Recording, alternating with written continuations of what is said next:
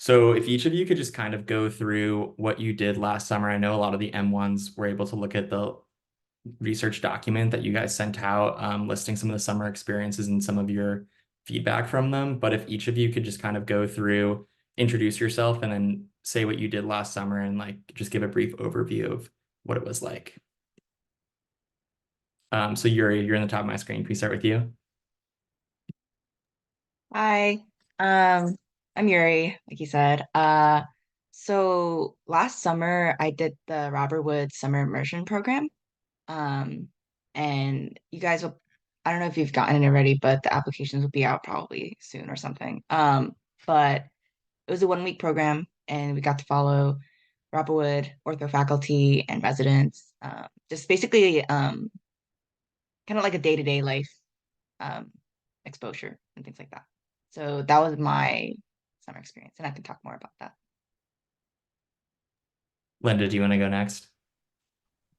Yeah, sure. Hi, everyone. My name is Linda. So like Yuri, I also did the OSIG summer immersion program for 1 week. I also participated in the summer research program through RWJ, but I didn't end up doing ortho research. So I did research with the plastic surgery department. And I also, spent time, I went home, I traveled a little bit to like DC and Maryland. And then I also was like obviously heavily involved in orientation and the white coat ceremony. So I kind of did a little bit of different things throughout my summer. All right, Nicole, can you go now? Hi everyone, I'm Nicole. Last summer I did the Jersey City Medical Center research program, and that was basically like an in-person program every day. You go in and you do chart review, but you also do get some FaceTime and exposure with the residents. We were invited to all the fracture conferences and the grand rounds, and then Fridays were our surgery shadowing days. So it was a good mix of everything. And like Linda, I also did have a nice summer where I traveled and relaxed. So, you could do it all. All right, I see Evan next. Hi, I'm Evan. Like Linda and Yuri also did the summer immersion program through RWJ. And then aside from that, I just did a little bit of research on my own, just continuing on some projects that were started earlier in the year. All right, and I think the last one, Kike. Hi, sorry, I'm just getting home, but yes, my name is Kike, and I did the NYU Summer Ortho Externship Program. I was with a hand surgeon, and I had a variety of things going on. Like I did some research on Dupuytren's disease. We also had weekly lectures, so we were learning about ortho. And there are also some fun things on the side just for us to do skills workshop and get to know some of the residents and the faculty. And then I also had time to do other things like other people were saying, like I traveled, I went to Grenada, and went to some states nearby. But yeah, that was my summer. Awesome. Thanks everyone for kind of sharing that overview.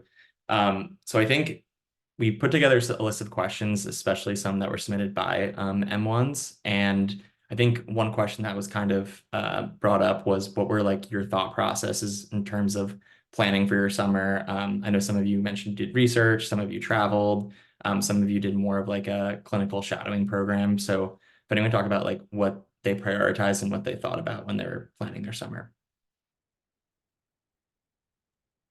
Um, so for me, I kind of prioritized staying in the area.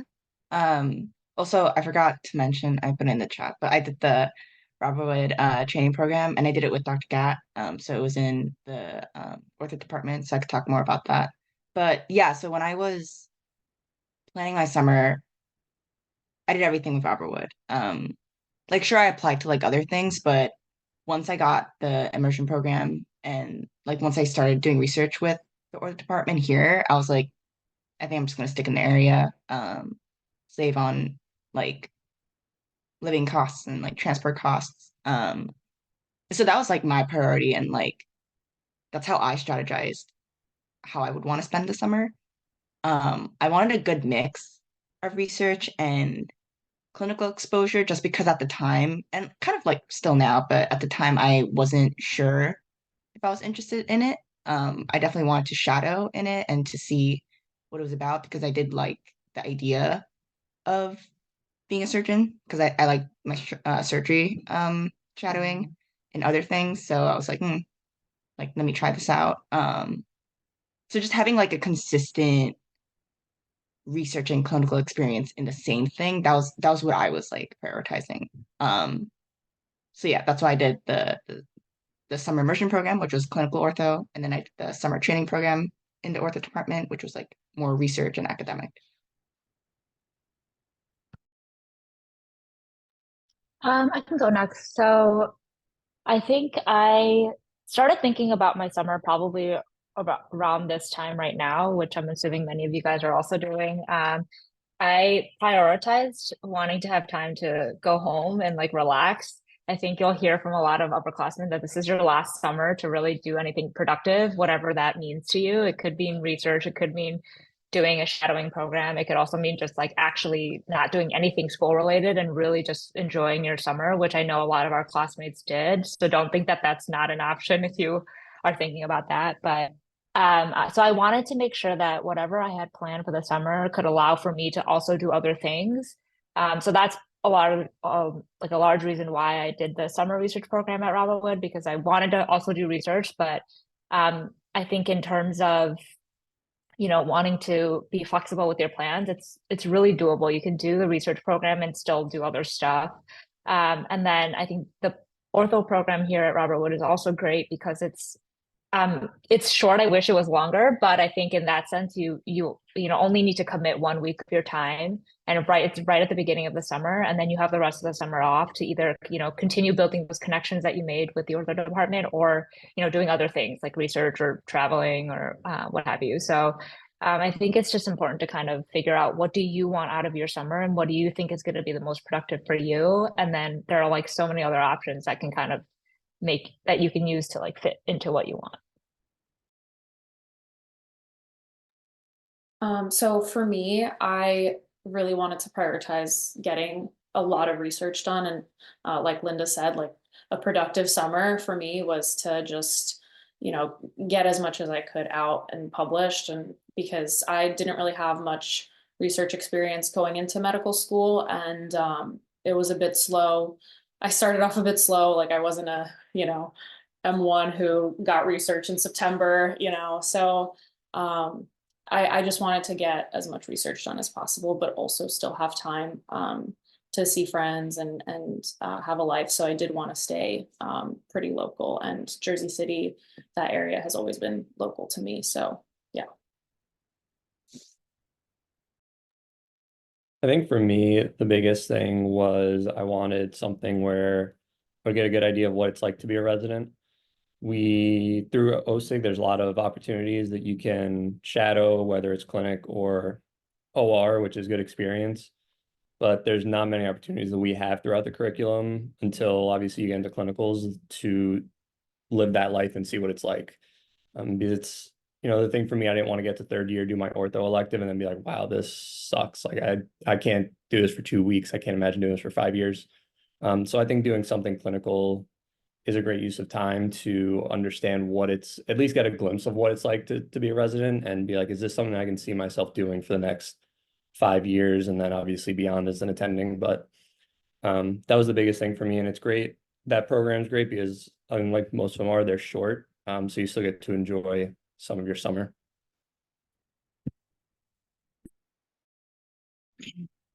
And then for me, I wanted to be in New York.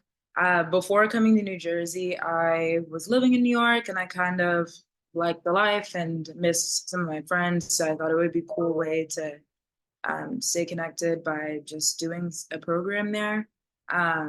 So I had actually gotten into 2 programs that were based in New York, but I ended up choosing the ortho one. The other one was for emergency med. And with choosing a program, I wanted something that gave me the opportunity to really like explore the specialty, so have that clinical experience and also get something out of it with research. So the NYU program was really great because I got both, and I was able to develop long-standing relationships, so I still keep in touch, and there's still a lot of opportunities ongoing. So I think that's also, at least for me, it was really important to look into was, so, you know, maintaining these relationships. Finally, like, yeah, this was our last summer, so I wanted to have at least a week or something to travel, which I also got. So it was kind of just a well-rounded summer overall. Awesome. Thanks so much. I know Linda touched on this a little bit, but can anyone talk about their timeline in terms of like figuring out summer plans? I know that some programs like have applications that are submitted super early. And then we're going to learn about the RWJ Ortho Immersion Program at an event in like a week or two. But how do you kind of balance those competing timelines with things like the orientation like program or like other summer research projects you were planning?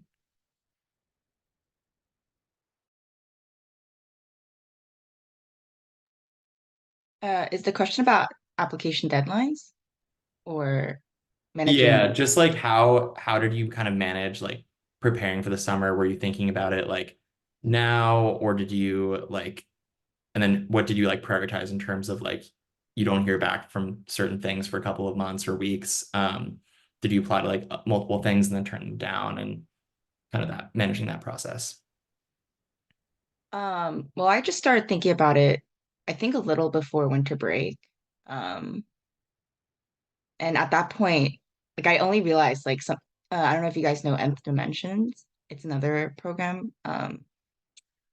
Wish I could have applied to that, but at that point I was too late. So hopefully you guys knew about that beforehand. I heard it was such a good one. But I started thinking about it before winter break, and then I looked at just like websites and just looked up, programs. And I think I applied to like three. Um, I think I applied to three, including the Robert Wood one. Um, so I don't know. I tried to apply to a few, not too much, because I also like didn't need to do anything that summer. Like I was thinking like, oh, if I didn't get into these, I'm fine with just spending the summer and like enjoying it and whatever. So that's how I went into it. And in that way, like managing deadlines and things like that was easier too, because I didn't apply to a bunch. Uh, I hope that answers your question. Like that's how I managed the deadlines, and that's when I started thinking about it. Waiting to hear back was the easy part. Like you just submit it and you just forget about it. And whoever accepts you, you just go. Um, yeah, I don't know. Yeah, I feel I think, oh, go ahead, TK. yeah, okay. I mean, I would say the same thing. Like, I think it's really a good idea to start early because, have your applications in sooner and make sure you have your eyes open. You see all of the opportunities available. If you start a little bit late, you'll see these deadlines pass and be like, darn, I missed it. But you don't want to do that. So go ahead and make your list and start applying. And I just listed the ones that I really wanted and then went down and prioritized that. And if I had time, I would apply for another and another. But I think I ultimately just applied to two because I think that if those ones didn't work out, then I would just do research at Rutgers, which is also a really great opportunity. So there's options out there. Oh, I would just say, I think this is where your, list of priorities really comes into play. Like, I think you should consider like what are non-negotiables, something that you absolutely want to do. So for me, it was orientation, which I know is, I mean, it's not like really research related, but I really wanted to be a part of orientation. So unfortunately, for a lot of the other outside programs, those they were scheduled to go through August, which was like beyond our summer and into our second year of medical school. So I did apply to one, but I think it limited me because I knew I needed to be back here by mid-July. With that being said, like I was grateful enough to like gotten a smaller experience at RWJ, which for me was just like was plenty and was sufficient enough. And I think if research is something that you absolutely want to do, I might not 100% recommend the summer research program here because it's not always guaranteed that it'll be the most productive. I think you'll hear mixed reviews from people who do it. Some people got a lot done and some people couldn't really do a lot because it requires IRB approval, which you won't really get in the 5 weeks that you're a part of the program. So just also something to consider when you're thinking about research programs for the summer. Like Yuri, I actually also started thinking about my summer sometime around winter break, maybe a little bit before winter break. I just heard a lot of the upperclassmen, ask me, "Oh, what are you doing for the summer?" And I was kind of like, I didn't know I had to be thinking about that already. So I just did a quick Google search, looked at programs in the area, made an Excel sheet with deadlines and just filled them out. If I didn't miss a deadline, great. If I did, oh well, on to the next one. And I think by like February or March, I had decided that I would do this program. So I think I figured out my summer plans pretty early on. Yeah, I think I just reiterate what everyone said. Like now is definitely, if you haven't started looking, I would definitely start looking because some of those deadlines can start closing up on you quick. And it'll just limit what you're able to do. But yeah, if you're not able to do something, it's not the end of the world. This is not like a make or break thing. If you have an opportunity and you can do it, great. If you can't and you get to go enjoy 6-8 weeks, however long summer is, then do that. It's really not a make or break thing to do something this summer, but really like one of the few opportunities we'll have. So if you can take advantage, great. If not, I wouldn't sweat it. Awesome, thank you. And then more of a logistical question. I know some of the like summer research programs or summer experiences require a letter of recommendation. How'd you go about like thinking about that? Obviously, with M1, like you might have connections from before coming to medical school, but obviously with like M1 year, like you're having a lot of different like course like professors and facilitators. So who did you kind of reach out to get those letters of recommendation? I have an answer to that, but also I just wanted to briefly add on the last point. If you guys are overwhelmed with deadlines and things like that, I highly recommend cold emailing people from different institutions because that's what I did too. Just because doing things at Robert Wood kind of allowed my schedule to be flexible. I had a lot of free time. Um, so I cold emailed, and that doesn't require like a letter of rec, that doesn't involve a deadline, doesn't involve an application. Um, so for instance, I cold emailed someone I met through the Perry Initiative at Jeff. Um, and she responded and I got to shadow her for a day and got to meet some attendings and now I do like research with them. So it's like it's what you make of it. And if you don't get a program or anything like that, like you always have cold emailing. And people are more kind than you think. Like they're way more open and yeah, sure they're busy, but taking the initiative to email goes a long way. So even if you don't get anything, don't be discouraged. There's always the old-fashioned method. I do have an answer to what you were talking about with letter of rec and stuff like that. That was basically the answer. I applied to things that didn't really involve that. I didn't know anyone. Like during M1 year, I was just studying. I didn't go to class. I didn't go to in-person lectures, so I didn't know the professors. But if you do need rec letters, I think the best place to go to is either one of the deans, Dr. Weber. Dr. Weber will literally write you a rec, even if you don't know him, because he's like, I'm there for you. And then your PDP facilitator, because even if you don't like know the person, like you guys have interacted. So I think those three sources are really great if you don't know, if you haven't like made any faculty connections deliberately. And yeah, so.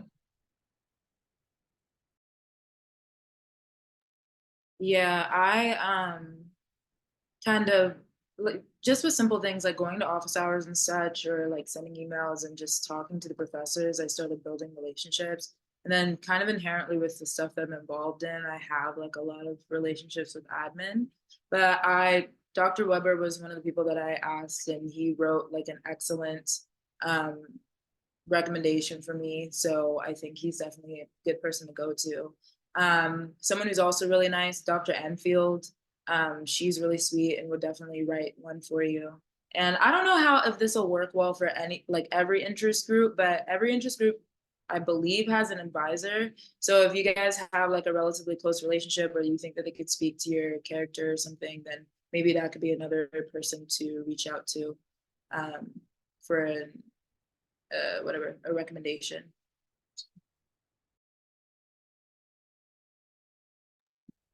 Awesome. Oh, Nicole, if you want to I add. was just gonna say, I asked my PDP facilitator for recommendation for a program, and he got it to me pretty quickly. And then I also asked like a surgeon I used to shadow when I was in college for a letter of rec, and that was still acceptable. So The next kind of question we're just gonna jump into was regarding like logistics and cost and funding for the summer. I know that the RWJ like research program has some people can get a stipend through that. Some of the summer programs have a stipend, but does anyone have like any advice or like external funding that they used in terms of like funding their summer, or do they mainly go through like the options that were available at RWJ? my program did have a stipend, so that was a big plus too. And I also just budgeted like my loans to cover, gas for driving to Jersey City, and those were really that was basically the biggest cost. And then the program also gave us like food vouchers for the day, so that was a big plus. I'm sure other programs did that as well for other students. I feel like that's a huge perk of doing a program that's not Rutgers affiliated. You'll be able to get money, some kind of stipend. Yeah, the Robert Wood training program isn't associated with a stipend, but if you do the fellowship program, you do get a stipend. So if you want to stay at Robert Wood and do research there and you want to get paid, you should look into the fellowship option. But that requires you to have a proposal and like a project ahead of time. So you have to think about that. Um, yeah, and like I said, I prioritized spending the least amount of money that summer, so I stayed here. That kind of segues right into one of the other questions we got regarding like summer programs that involve a lot of research.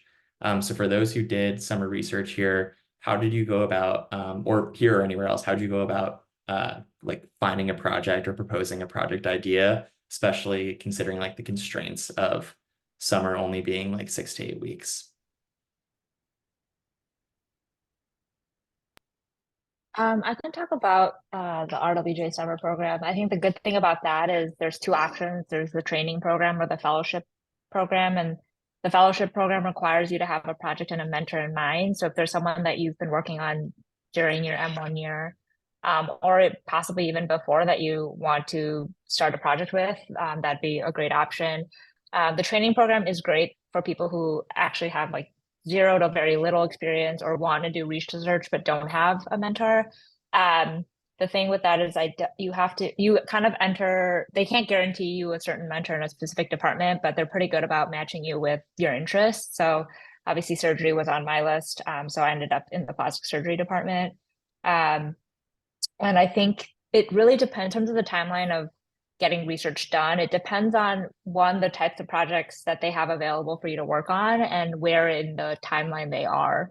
I know a handful of people had a project that still needed IRB approval. Like I said before, that obviously takes a long time and you probably won't get any real data collected or anything. But I think for the purposes of the research program, it's fine.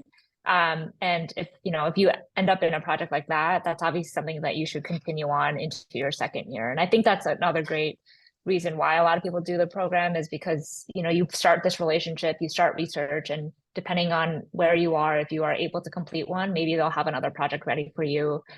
Or if you start one and can't finish it by the end of the summer, it's something that you can continue as an M2, M3, M4, etc. So that's kind of how it is with the Robert Wood summer program.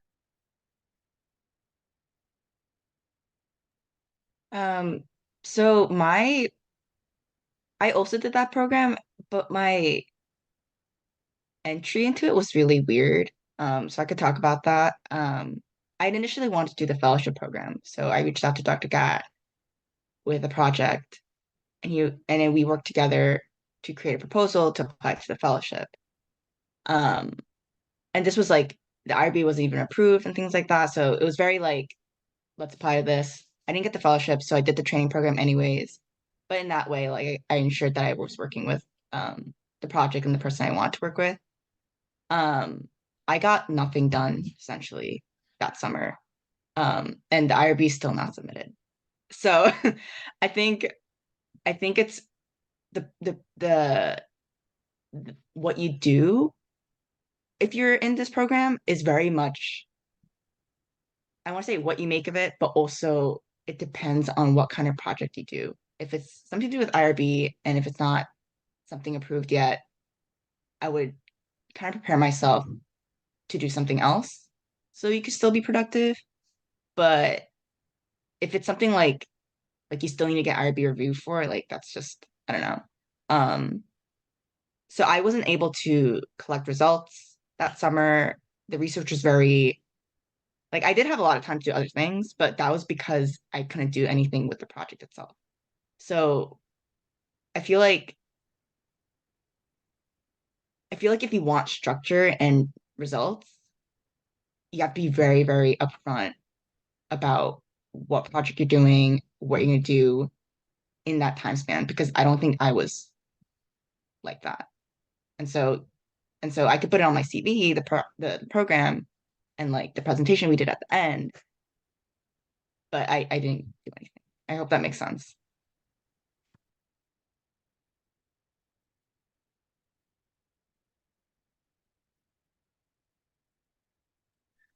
And then if no one has anything coming to mind, the like last question that we kind of had pre-submitted was just like looking back at your summer, like what are some things that surprised you? Was it the type of experience that you wanted to have? And if you could like change anything or give advice to your M1 self, what would you say?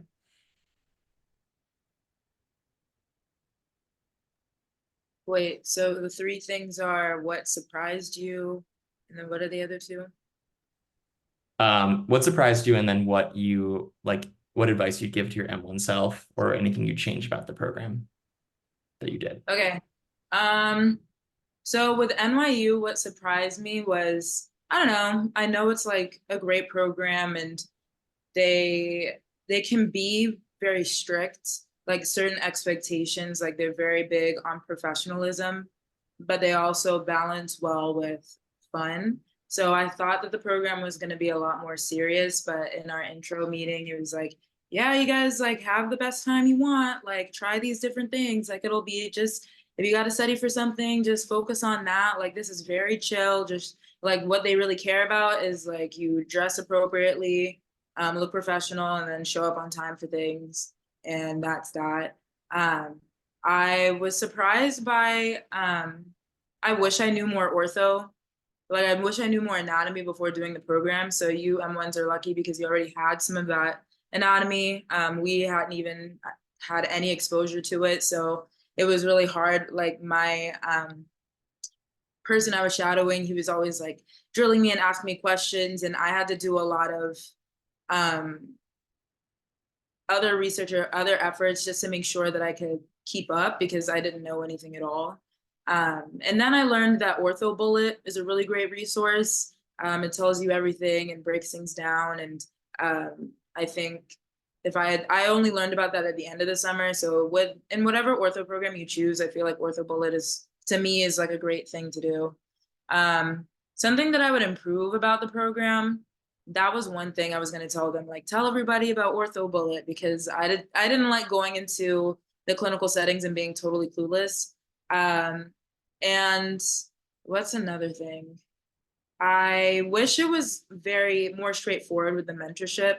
So like if there were a list of residents and they're like, hey, these are the ones you can reach out to. Like I personally feel really uncomfortable just reaching out to people because I feel like I'm annoying them. But it is a teaching hospital and a lot of them are receptive to your emails and your contacts. So you might as well go for it. So I guess I would tell my M1 self, like, don't be afraid, just send the email and see what happens. So yeah.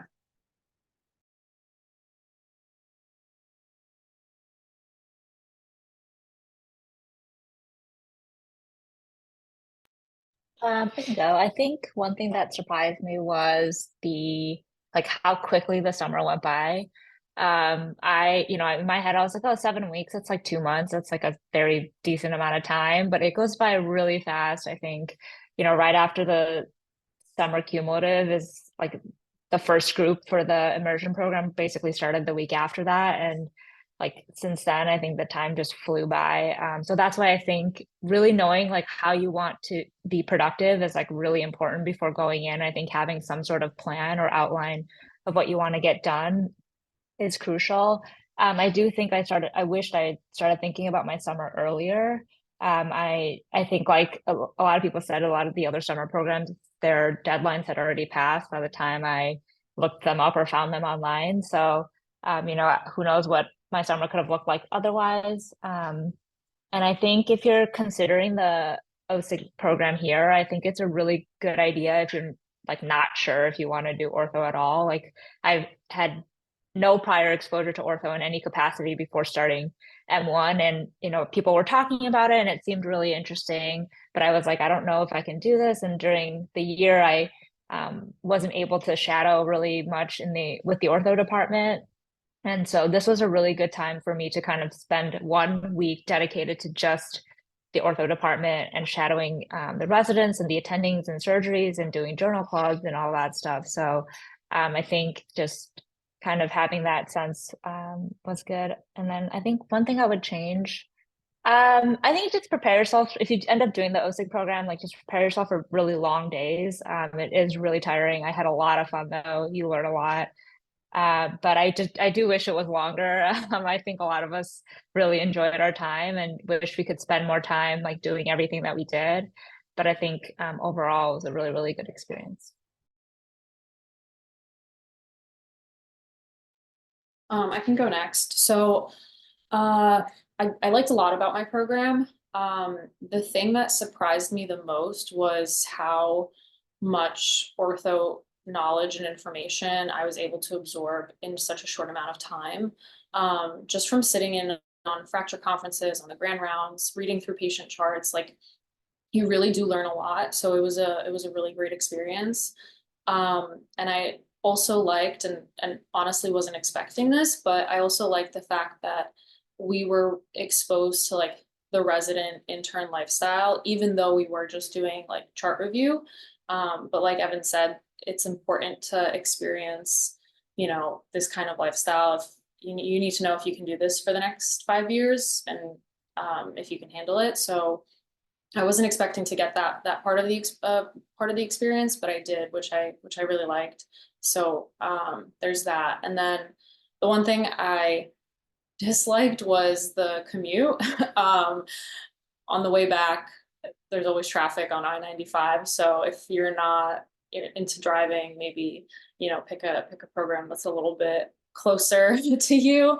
But the fact that I did do the program with Andrew. So this program does 2 medical students from Robert Wood and 2 from NJMS. So Andrew and I were both coming from New Brunswick, so we were able to carpool, so that made it a little bit easier. But yeah, the rush hour traffic on the way home was not fun. So yeah.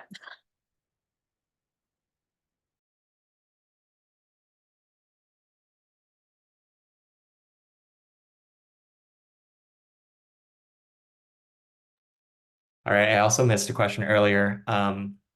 So for programs that are outside of RWJ, did anyone after they submitted their application try to like reach out to people at that hospital or at that program to try to establish connections, or do you have any advice regarding like making your application stand out?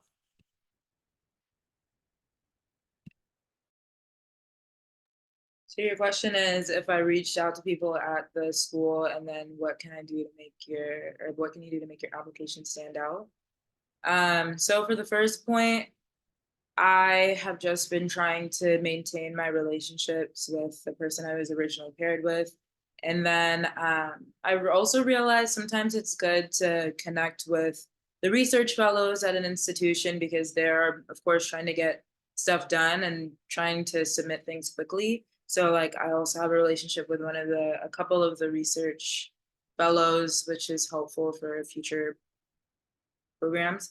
And I think it's been helpful because now that I had that experience there, like there are a number of residents and other physicians who already know me. So I plan to reach out to other physicians just for like other opportunities. And then I recently went to like a regional conference. It's connected to SNMA.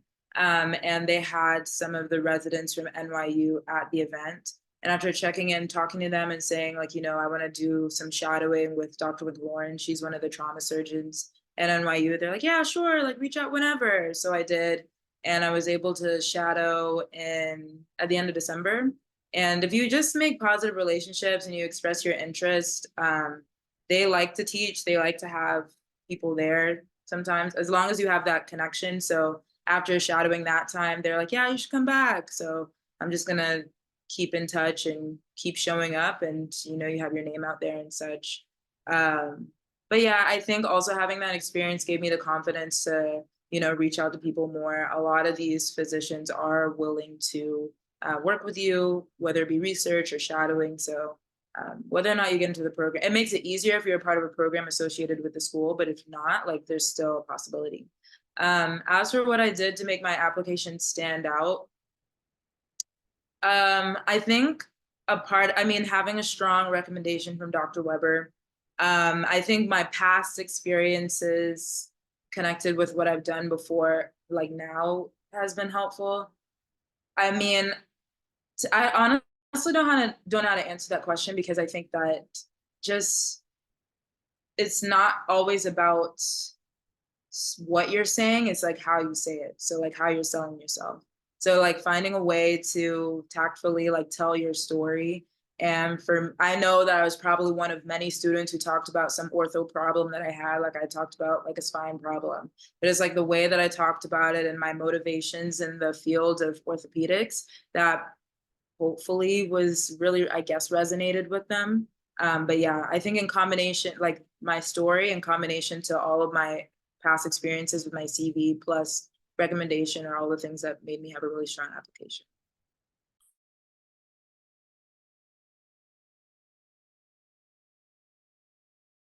All right, we could also open it up if any of the other students in the call have any questions for the panelists.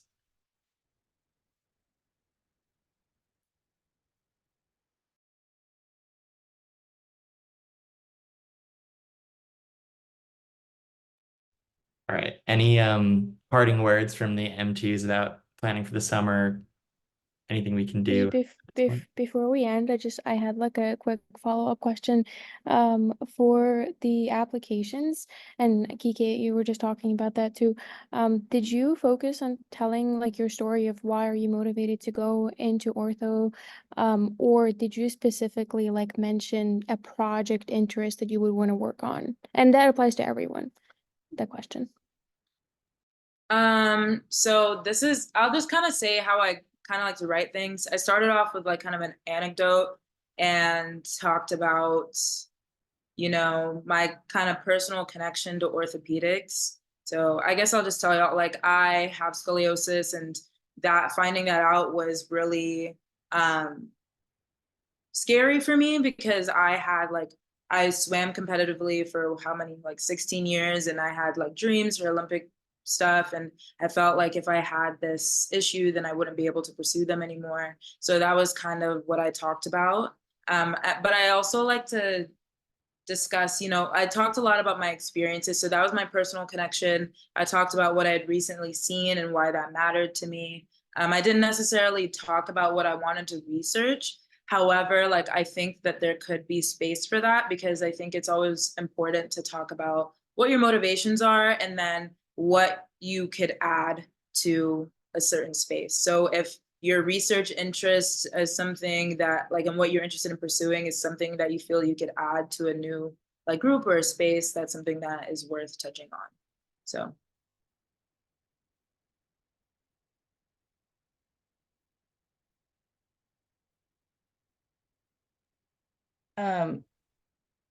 I think, oh, are we doing like open floor, or are we still answering that question? Yeah, open floor. Okay. I think what Kike said about building connections is probably one of the biggest takeaways I got from that summer. really specifically learning how to email people, correspond with different attendings, different residents. I think that was probably the biggest skill I learned. And I think being able to network like that can put you really ahead of the game. Um, and especially like working with what you have too. If you like met someone at a conference or you met someone at something, and I'll say it again, like I met someone at the Prairie Initiative that I went to, like just use that as like your door, as you're like in, and there's no harm in just sending that email. Um, basically use as many doors as you have, being as resourceful as you can be, when it comes to the social capital you can get. Because I think, especially in such a field that's like, this is a pretty competitive field. I think what matters a lot is people you know, um, and what they can say about you as a person. Um, so I think focusing on that during the summer would be really good. I mean, I think that's something I would have liked to have done more of. Um, I had this whole like stretch of 7 weeks I could have done more emailing and stuff like that. And just like exploring the area, different institutions too. Um, yeah. Awesome. And if any of their panelists have like parting words, they can speak up now. As you're doing that, I'm gonna put a attendance survey and just like a survey for some feedback in the chat. So if the M1s can fill this out, it'll be how we track your attendance, then also get some feedback for doing future events in this panel again next year. I think my parting words would just be don't be stressed out about your summer plans. I think it's easy to hear like that we all did a lot of planning, obviously, because you're listening from the people who did a lot over the summer, research wise, clinical experience wise. But I truly like when I truly there are people in our class who did nothing but have fun, and that is okay. It is so understandable. You guys do a lot in M1, M2 goes by really fast, and just because you don't do research, or even if you thought that something was going to be productive and it didn't end up, in the result that you expected, you have time, like your M2 year, to do other things and find that research and build those connections. So just don't worry too much if you guys feel like your summer isn't going to pan out in the way that you had hoped. Everything will be okay.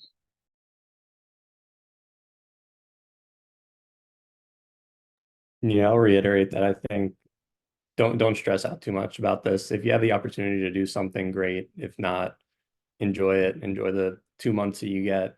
Like for me, that's the reason that I did only the immersion program and I think that was the only thing I really applied to, was because I wanted to enjoy part of the summer. So it's a good way to get that week and really dive in for a solid week. You're there pretty much all day, the entire time. And then you do get a little bit of time to relax. So I would just like over the next week or two, take some time to figure out what you want to get out of the summer, or if you just want to enjoy it. Just because those deadlines do come up quick for some of these programs, but if you ultimately decide that you just want to take the summer to relax, there's no problem with that. That's, sometimes I wish I did, but I definitely had a good time with the summer immersion program. So if you're thinking about something short, I'd recommend that for sure. I feel like everyone should apply to the Robert Wood Summer Immersion Program. Like in the list of things you want to apply to. I don't know. I feel like it's a week, and you'll likely get it. And if you do have other plans too, it's just a week. I feel like I just highly recommend it. It was such a good program.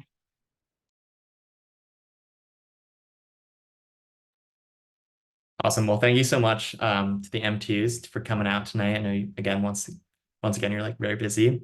If you guys need anything, I think you can find their emails through the RWJ portal, but thanks everyone.